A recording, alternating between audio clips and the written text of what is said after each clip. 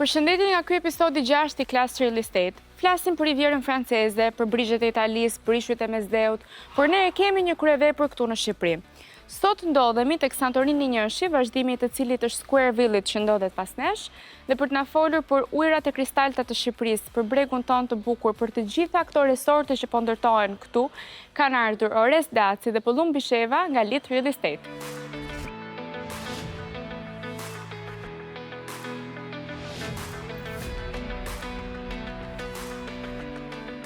Orest, faleminderit që ka ardhur. Përshëndetje.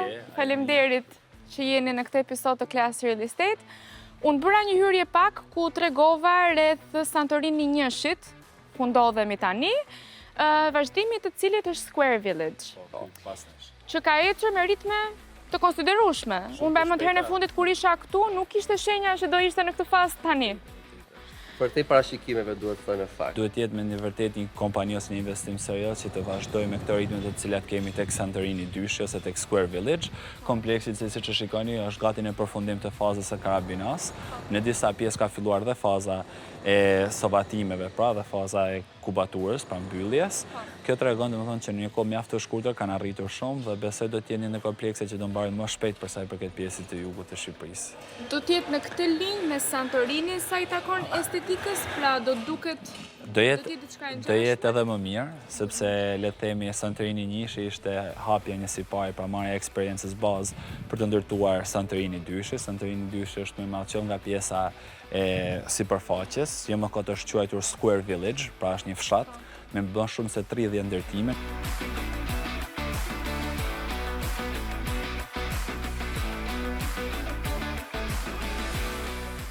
Unë e teka pak se si jugu po ndërtohet masivisht, komplekse të cilat duhet të jo të gjitha janë në të njëjtin standard, me kualitet të lartë ndërtimi, apo që përmbushin me përshtatshmëri afatet e përfundimit.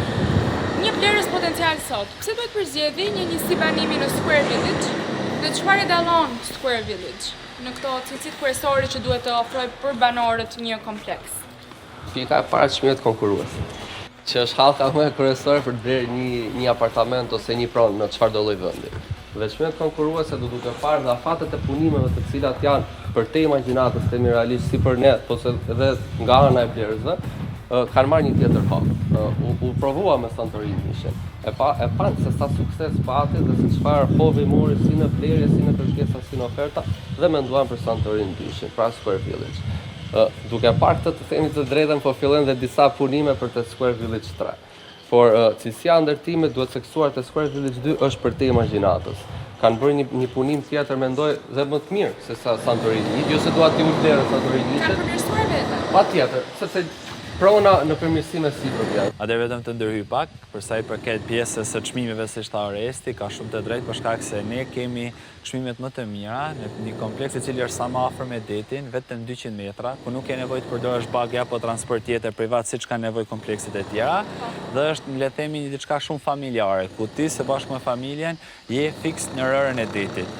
Këto janë ato kryesore dhe mbi të gjitha tani që është bërë i prekshëm, mund të kemi edhe mundësinë që t'ju prezantojmë, pra dhe ta shikojnë të ardhmen e tyre pranë brigjeve të kaltëra të palasës. Tani disa komplekse kanë një pamje të mrekullueshme nga deti, disa të tjera janë aq afër sa ti mund të dalësh nga balkoni i dhomës, hidhesh me not gjyt në det. Ky kompleks ka të parën apo të dytën? Atëherë Santorini për shkak të afërsisë me detin i ka të dyja. Ka dhe pamjen nga deti, ka dhe afërsinë. Dhe sarë që të na thonë për shumë ka komplekse tjera që kanë me pamje nga deti, ju them gjithmonë, a doni t'jeni tek deti, apo të keni pamje nga deti tani, se nuk po kuptojmë. Po edhe në anën tjetër prap kanë pamje nga llogaraja, kështu që është park natyror. E vërtet. Asnjëherë nuk dalin të humbur për sa i përket këtyre komplekseve.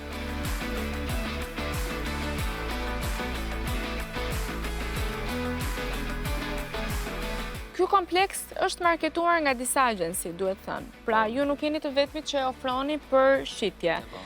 Megjithatë, një blerës, unë mendoj që sot në kohën e krahasimeve, ku ti ke informacion dhe mund t'i bësh këto krahasime, është shumë e thjeshtë që një agjenci të dallojë nga një tjetër, sepse ajo çfarë ti ofron është lehtësisht e kuptueshme nëse vlen apo nuk vlen.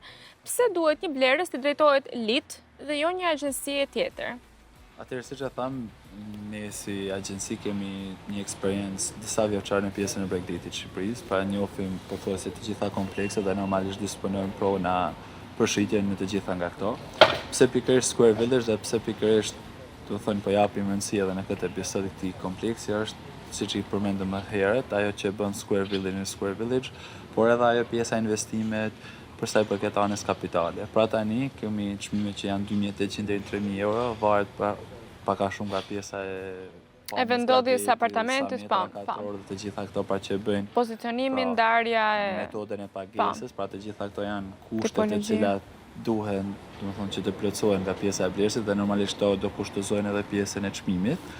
Po këto çmime janë me të vërtetë volitshme, duke parë edhe çmimet që do të shkojnë në kompleks. Për shembull te Santorini Nishi tani kemi një çmim më shumë se 4.000 euro për metër katror, i cili është për i prekshëm dhe është një çmim i cili tani po mbahet pra në këtë ritëm dhe vetëm po shkon duke u rritur. Dhe ne duke qenë se po shesim me 2.800 euro, ne mendojmë që kemi një çmim me të vërtetë mjaft konkurrues për sa i përket tregut. Dhe është një garanci për secilin ata personat të cilët do të vinë të investojnë me ne me një kthim investimit pakën 30% brenda 2 viteve të ardhshme. Pra, nuk është vetëm një apartament që mund të shfrytëzohet për familjen, për çiftin, po është një apartament që mund të shfrytëzohet dhe si biznes. Po, patjetër. E nxjerr veten.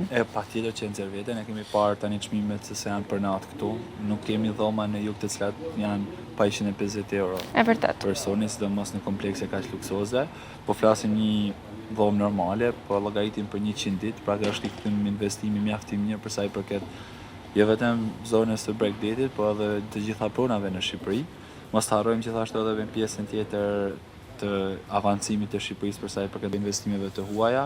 Që do të shtojnë vlerën. Do të shtojnë vlerën dhe do të na bëjnë neve që të konkurrojmë me shtetet e tjera të mesdhejot. Mos të harrojmë që çmimet e pronave në Kroaci, Itali, Monaco, Francë apo Spanjë, pra që janë pjesa tjetër e mesdhejot, janë minimum 2 fishën e këtyre të cilat kemi ne sot. Pra, llogarisim sot çmimi po themi tek 4.000 euro për metër katror, po të paktën 8.000 e lart janë të gjitha zonat të cilat unë sapo përmenda. Dhe kjo normalisht do ta bëj atë investitorin e huaj ose edhe atë vend që të investoj, patjetër më të tërhequr dhe ta bëj këtë vend i cili nuk do blihet më, kupton, do mund të ndërtohet më lart, por nuk do të ndërtohet asnjëherë më poshtë se sa ky kompleks në cilin ndodhemi ne sot. Fjala luks, sidomos në këtë industrinë tuaj të pasurive të paluajtshme, po dhe në shumë industri të tjera, po përdoret ndoshta vend e pa vend, mund ta themi kështu vend e pa vend.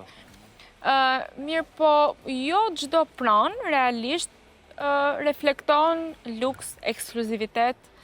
Çfarë bën Square Village, një projekt, një kompleks luksoz dhe të vështirë për të aksesuar nga të gjithë. Pra, çfarë bën të përveçshëm në raport me Bregun, me Bregdetin? Ajo gjë e cila e dallon edhe kompleksin Square Village nga komplekset e tjera është afërsia me shëtitoren kryesore, e cila ndodhet pikërisht në Bregdetin Grimaldi që shihen në kristal.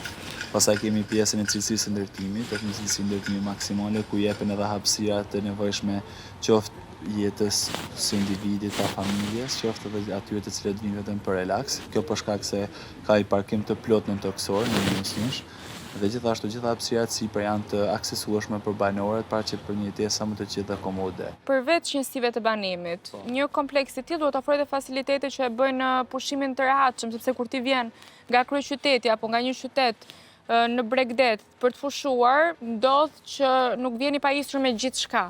Pra, duhet të gjesh këtu disa shërbime. Këtu për shembull është planifikuar që të ndërtohet hoteli dhe gjithashtu disa vila, por ashtu do kemi edhe KTZ që do ofrojnë shërbimet për village, për fshatin për në të cilin është duke ndërtuar. Kjo ta thash ta bën jetën edhe më të lehtë, por përveç këtyre kemi ato shërbimet e luksit, siç ishte pjesa e pishinës, kemi pjesën e fushës tenisit që të jetë ndërtuar për gjithë banorët e kompleksit. Këtu poshtë kemi të ndërtuar edhe kineman, e cila është një risi, le të themi, për gjithë pjesën e Bregdetit. E kjo pastaj e cila le të themi ndërlidhet edhe me pjesën e malit, pra që është pjesa e llogaras dhe gjithashtu ndërlidhet edhe me pjesën e parqeve natyrore, siç është për shembull parku natyror i Llogaras dhe gjithashtu Bregdeti, i cili është Blue Flag Beach, Palasa dhe Drimalli. Domethënë, përpos komoditetit, facilitetet përfshin edhe aktivitete interesante për ta bërë pushimin edhe më atraktiv, eksakt, më të plot, pra, sporti, tenisi, pishina, kinemaja, mendoj që këto janë të nevojshme sepse të paktën dikur komplekset të tilla nuk ofronin atraksione të tilla. Pra komplekse në fakt të tilla që ofrojnë të gjitha këto facilitete.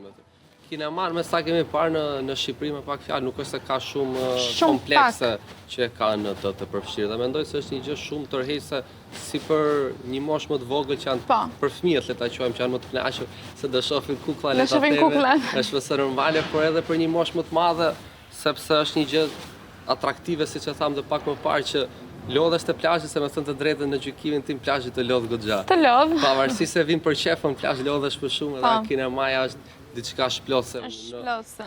Është Si diçka pishina, ndryshe, ashtu dhe është diçka sporti, po. ndryshe. Të gjitha këto pra t'japin ndjesinë që jemi të vërtet një ambient luksoz, le të themi, sepse ky është luksi që ofrohet në pjesën. E vërtet, madje unë mendoj që nëse ka patur diçka që i step të Blerësit të kishte një njësi në jug apo në këto komplekse, ka qenë pikërisht mungesa e disa faciliteteve që e bënin base fundjavën të ndihej pak e mërzitshme përsëritse, pra një rutinë jo shumë tërheqëse dhe jo shumë atraktive për të lënë qytetin dhe për të ardhur këtu, apo ndoshta e krahasonin me vendet jashtë, pra thoshin jashtë mund të bësh 1, 2, 3, 4 gjëra, ndërsa në Shqipëri do mbyllesh në hotel dhe aq mbas plazhit. Kjo hap një epokë të re, le të themi, të një pushimi më gjithëpërfshirës. Patjetër.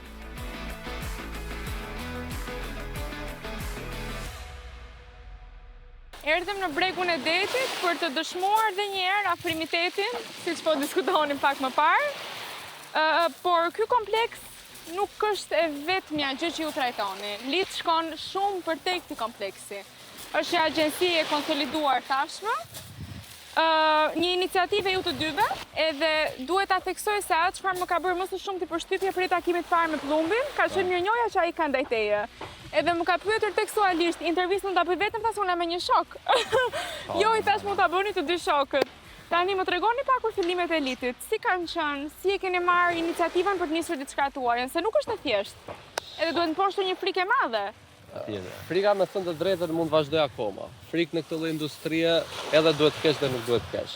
Por unë do ndalim te një fjalë që the shoku. Në këtë lloj industrie, përpos industrisë, je shok, je mik, je koleg, je bashkëpunëtor, bashkëpronar, broker, janë vëlla të çdo lloj. Nëse i ke të gjitha këto terma për mendimin tim, biznesi dhe jeta heca. Dhe po, unë mendoj dy më mirë se një. Dhe sidomos të industria jonë ku ne prekim litin, unë mendoj se dy me vërtet është më mirë se një, sepse kam parë dhe kemi parë dhe njofje kemi kudo.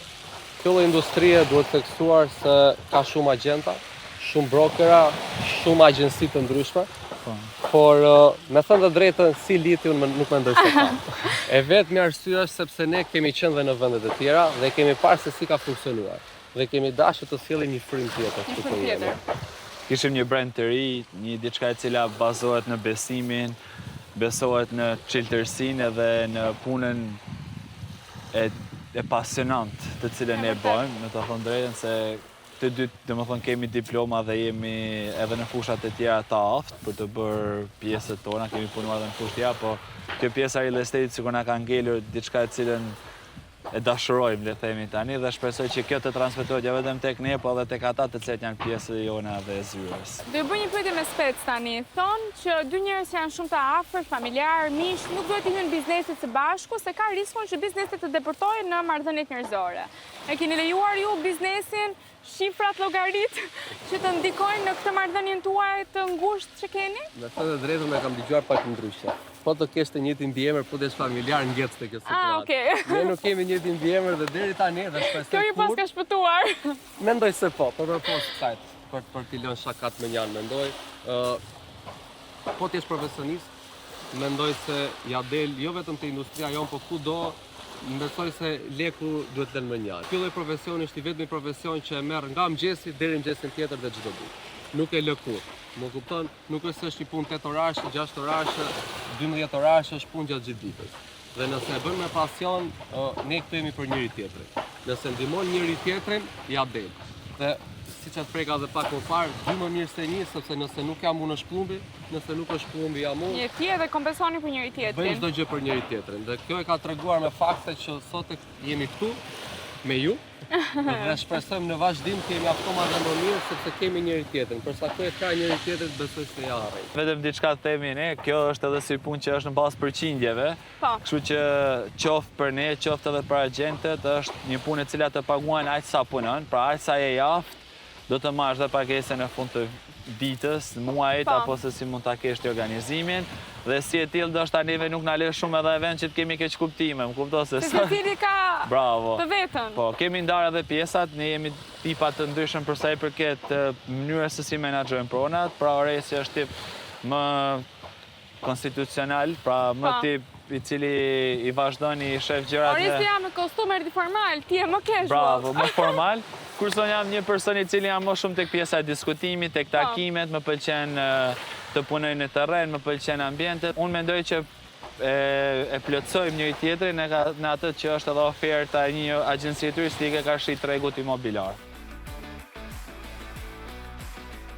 Po hasemi me një treg i cili jo gjithmonë bën sens sa i përket shifrave. Pra ndonjëherë shifrat nuk janë në një linjë logjike me të ardhurat. Dhe përjetoj krijohet një lloj pikpyetje mbase dhe acarimi kuptueshëm nga blerësit që duan të kenë një plan, por nuk ja dalin dot. Si arrin disa agjenci, nuk janë të shumta, ju jeni një ndër ta, të sigurojnë oferta, okazione, pra prona në këtë tregun e gjerë që akoma e ka ruajtur sensin logjik të shifrave.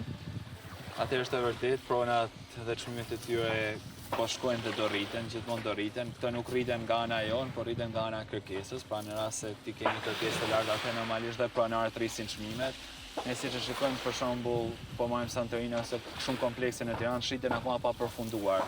Pra në momentin që ka blerës, edhe neve është e vështirë që t'ju themi pronarëve uleni çmimin, më kupton, sepse agenti gjysmën e punës e bën në momentin e listimit të pronës, duke e marrë atë me çmim sa më të ulët, me qëllim që të ketë edhe një feedback. Po, të ketë një feedback. Ne çfarë ju themi agjentëve është që të marrin një pronë e cila është në të njëjtën vlerë me tregun, pra as më poshtë as më lart. Pra një pronë e cila është në vlerën e tregut, besoj për një muaj deri në 2 muaj duhet të shitet. Por gjithashtu janë edhe pjesa okazioneve dhe kjo vjen nga ana e bashkëpunimeve të hershme që kemi, duke qenë sa vite në tregun imobiliar. Ne tani kemi krijuar besim dhe kemi krijuar lidhjet tona për sa i përket edhe investitorëve apo personave të cilët kanë apartamentet e tyre siç janë klientë. Këta normalisht shesin, duke parë që ata i blejnë ato me punime, shesin në një vlerë të ulur, krahasim me ata të cilët po ndërtojnë pallatin, kjo për shkak se duan të marrin edhe fitimin e tyre nga ajo punë që të cilën kanë bërë.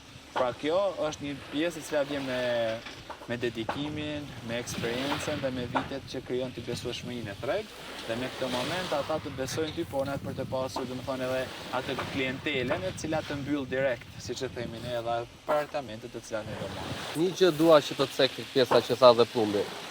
Një pronë e mirë për mendimin tim, jo mendimin e gjithëve duhet shitet brenda një muaji, një pronë e mirë. Dhe në atë rast quhet deri diku okazon. Ka pronarë të cilët këtë pronë nuk duan ta shesin për një muaj, duan ta shesin për 3, për 4, ka pronarë në treg që qëndrojnë dhe për një vit. Unë kam vënë re këtë. Kjo është shumë e gabuar. Pse ndodh kjo? Kjo ndodh sepse dhe me të drejtë, për arsye sepse ai do t'i marrë asaj pronë maksimumit. Të gjithë e mirë kuptojnë. Dhe nëse ti ke një pronë për shitur, do t'i marrësh maksimumin. Po maksimumi është me një logjikë. Dhe refuzon që të ul shifrën që ai kërkon. Unë sugjeroj këtë gjë. Mos e trajto atë pronë. Nëse ti nuk e trajton, unë nuk e trajtoj, ti nuk e trajton, ajo pronë gradualisht do filloj dhe do zbresi çmimin. Sepse nëse ajo pronë nuk del në treg, ai nuk ka kërkesë. Përsa ka as nuk as ofertë as kërkesë, ajo çmim detyrimisht do vjerë dhe do bjerë.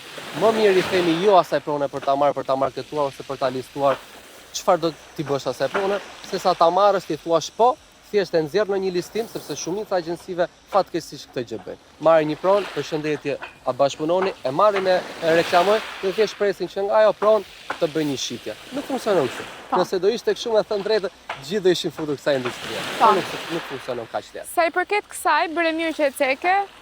Ndodh shpesh që agentët, agjensit i trajtojnë këto marrëdhënie të shitblerjes shumë kushtësisht si marrëdhënie fitimprurëse. Kuptohet dhe ashtu janë në momentin që ti kryen një shitje, patjetër që financarisht do shpërblehesh. Është një shërbim. Patjetër është një shërbim. Sa e vështirë është që agentët të trajnohen, të edukohen, që këtë punë ta shikojnë me ndjeshmërinë dhe me base atë empatinë e duhur për të lidhur me historinë e njeriu dhe për të kuptuar ky çifti, kjo familja që do të blej pronën e jetës, që do të blej shtëpinë. Të kuptoj çfarë do, të kuptoj çfarë kërkon dhe pse po e kërkon. Ky ka të bëjë shumë me agentin dhe me eksperiencën e tij, por gjithashtu ka të bëjë edhe me klientët. Pra, ti përmende klientët të cilët bëjnë investimin e jetës, pra që mund të marrin 1 ose 2 apartamente, por mos harrojmë që në tre kemi edhe persona të cilët marrin 10 apartamente, marrin 20 apartamente në bazë të mundësive të tyre të investimit. Pra, një agent i mirë duhet të dallojë atë i cili po themi bën. E do për biznes? Po, apo e bën për pjesën e jetesës apo për diçka të cilën është e nevojshme. Prap kjo besoj të të dyja duhet që agenti të ketë atë dedikimin e vet për sa i përket edhe kësaj kujdesin ndaj klientit apo gjithçka tjetër. Por jo gjithmonë është ajo e cila të drejton ty tek pronari, sepse pronarët kanë ato çmimet e tyre dhe pavarësisht halleve, le të themi të tuat, ata kanë edhe hallin e vet. E më kuptojnë. Por kjo do na bëj neve që të jemi më negociues, por në rast se ti nuk je negociues, domethënë ti nuk po bën punën e duhur. Praktikisht kjo gjë emocionale ka më shumë bëj me tregun se sa të bëj me nesja agjenta. Nesja agjenta duhet bëj më të mirë në mundshme për të dyja palët për të mbyllur një marrëveshje, për të asistuar tek pjesa e kontratës, për të asistuar tek pjesa e noterit, për të asistuar tek çdo gjë të cilën ata kanë nevojë, sepse tërësia e saj është më shumë komplekse se sa emocionale. Pra është një punë shërbim, pra në momentin që bën shërbim automatikisht do paguhesh dhe kur në momentin që janë, le të themi, parat në mes, ka pak vend për emocion, më kupton? Po gjithsesi gëzimi i madh është për shembull për në momentin që dikush blen, në momentin që dikush merr një pronë. Unë deri tani kam më shumë se 6 vite dhe nuk kam dëgjuar një herë një klient që të më thojë bëra gabim që e bleva. Unë mendoj që nuk bëhet në momentin që në fillim të marrëveshjes është trajtuar siç duhet. Pra, ka marrë atë gjë të cilën realisht ka kërkuar dhe nuk ka marrë diçka si një rrugdalje e gjeta, po e marrë zgjidhja më e mirë për momentin. Shiko, dhe derisi në fund të ditës duhet ta di çfarë kërkon. Në fund të ditës jemi dhe ne ata që e sugjerojmë se çfarë ai kërkon dhe nëse ai nuk e di çfarë kërkon. Ti cekë diçka të bukur më përpara që the trajnimet. Trajnime mund të bëj kushdo, po nuk besoj se konsulenti imobiliar të bën trajnime. Konsulenti imobiliar do pak oratori dhe unë mendoj se kjo gjë nuk fitohet deri diku me fond dhe ta kesh dhe pak të lindur. Mund ta përmirësosh, por jo ta kesh tënden si të zhdërvjellët. Më kupton? Po, sepse është një treg i të ngopur me agjendën e konsulent, është i të ngopur, nuk është një treg selektiv. Janë shtuar. Për këtë si temë, unë do të cekja vetëm diçka që është shumë interesante.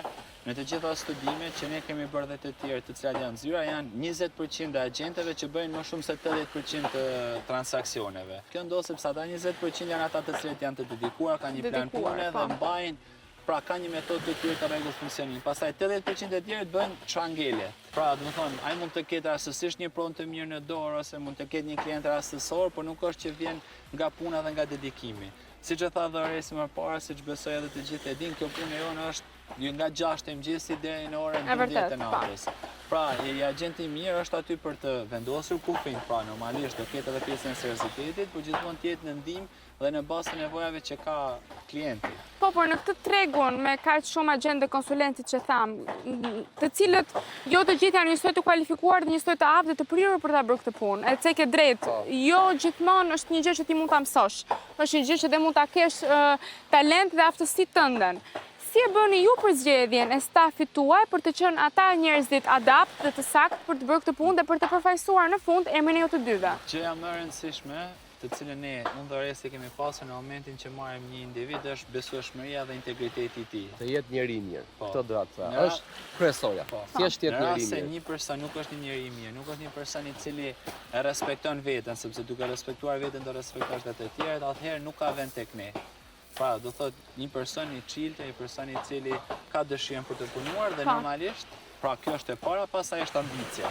Sa ambicioz është, sepse e dim kjo punë nuk është me pagesë, pra do të thonë nuk është me pagesë mujore, është në bazë të komisioneve dhe në rast se agenti apo personi agentja e cila është interesuar, pra të vi pranë zyrave nuk është ambicioz, pra nuk është i personi i cili kërkon shumë nga vetja apo që ëndërron, le të themi, për diçka shumë të mirë, atëherë kjo do ta krijojë një vështirësi në të ardhmen që ai të jetë i suksesshëm në këtë fushë.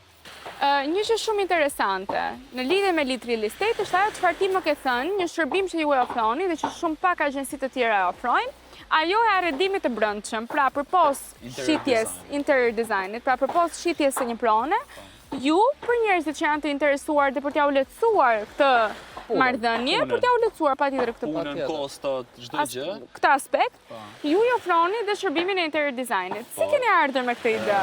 Duke qenë se dhe sa shumë e preferojnë klientët? Po, e preferojnë, sepse në momentin që ne i asistojmë ata në blerje, pak a shumë kemi krijuar edhe idenë se çfarë ata duan, pra besueshmërinë, por gjithashtu edhe idenë e tyre Kemi kuptuar klientin me pak pra kërkon. kemi njohur klientin dhe për këtë arsye kemi një departament të caktuar i cili ndihmon me interior design, pra arkitektë të cilët i ndihmojnë të gjithë blerësve tanë që të arredojnë shtëpitë e tyre në sipas stileve që ata kanë. Kemi gjithashtu edhe forcat e punës, pra që në rast ata dëshirojnë mund t'ia dorëzojmë shtëpinë të përfunduar ashtu sikur ata kanë dëshirë. Sigurisht që do bëhet pas takimeve, duke folur tek zyra dhe duke treguar edhe ato dëshirat që cilat ato kanë që ne kemi të mundur t'i le të paraqesim sa më afër shtëpisë të tyre të ëndrrave. Shumë interesante. Tani për ta mbyllur këtë intervistë kam një pyetje të fundit. Marketingu. Ne po jetojmë në kohën e marketingut, edhe shikoj që rrjetet tuaja sociale, një është që merrit më vete në këto ditë që po jetojmë, janë të kuruara shumë mirë. Marketingu ndihmon në besueshmërinë që klientët kryejnë tek ju, apo krijon një pikë pyetje që diçka shumë e bukur për të qenë e vërtet, ndodh të jetë shumë e bukur për të qenë e vërtet? Unë mendoj se është një nga hallkat kyçe. Rrjetet tona sociale ose marketingu jonë ka filluar këtu e prej 6-7 vitesh që kemi filluar si punë, le ta themi. Dhe që për asaj kohë kanë vazhduar vetëm në rritje. Kemi marrë me ato, nuk mund të thotë të fillosh konsulent imobiliar, të hapësh një rrjet social dhe të presësh kesh një feedback për saj. Më kupton, do një kohë të gjatë që ta fillosh. Dhe për këtë arsye duhet punë. Unë e kam për shembull, sa herë që vijnë agjente i pranë zyres, ka disa që janë pak shaj të turpshëm.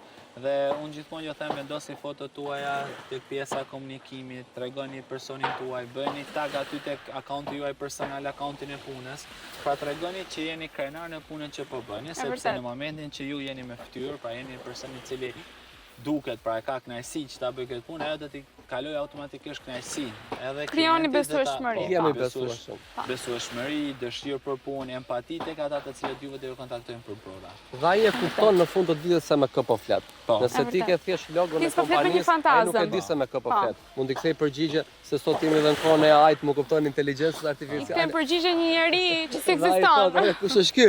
Unë kupton, po kur ti je me fytyrën tënde dhe i tregon se ky jam unë, po të përgjigjem, ai tregon, okay.